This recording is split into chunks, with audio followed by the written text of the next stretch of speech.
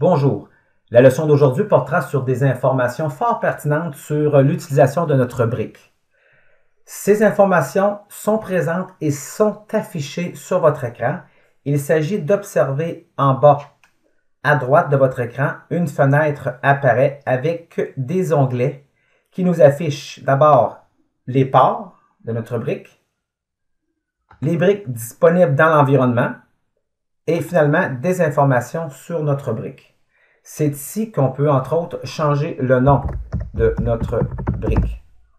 C'est également à ce niveau-là qu'on peut explorer, en fait, les dossiers présents à l'intérieur de notre brique et les supprimer. Mais ce qui intéresse le plus cette fenêtre, c'est vraiment l'affichage des ports.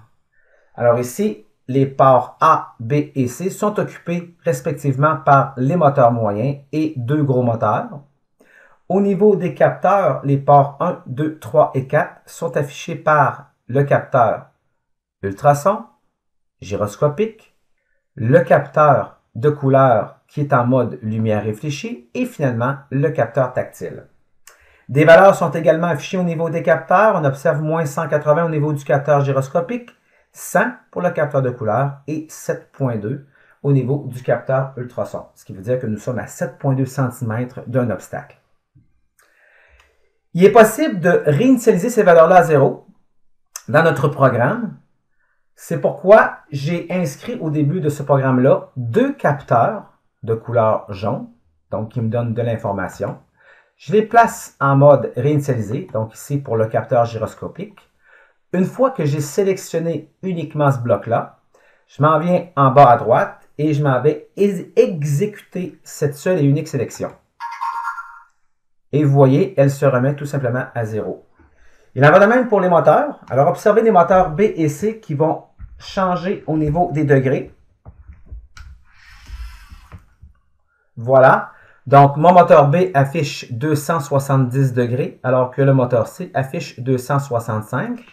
Je m'en vais du côté du capteur de rotation de moteur que je vais réinitialiser. Voilà. Et je demande d'exécuter uniquement ce bloc-là.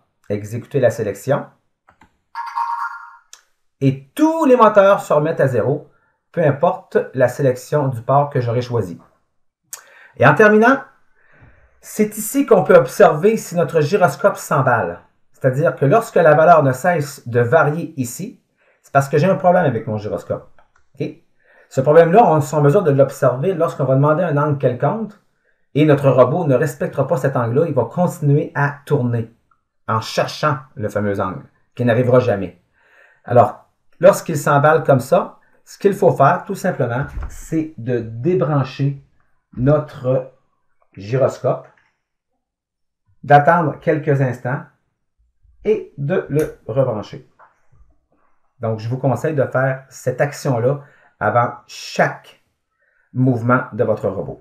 Alors voilà des informations pertinentes sur l'écran qui s'affiche en bas à droite.